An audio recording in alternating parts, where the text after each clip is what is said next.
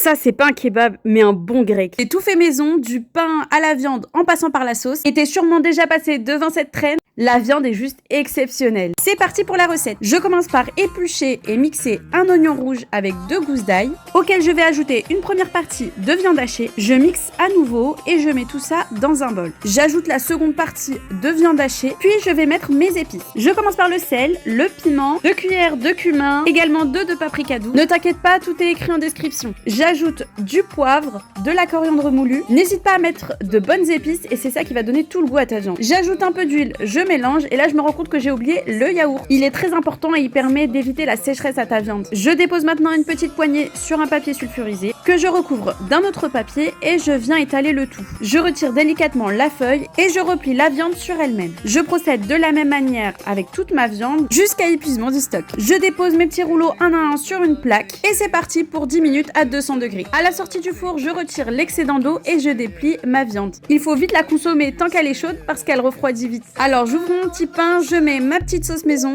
mes crudités, salade tomate oignon, jamais malade, et je mets une bonne dose de viande. À cause de moi, tu vas devoir annuler ton abonnement au kebab du coin.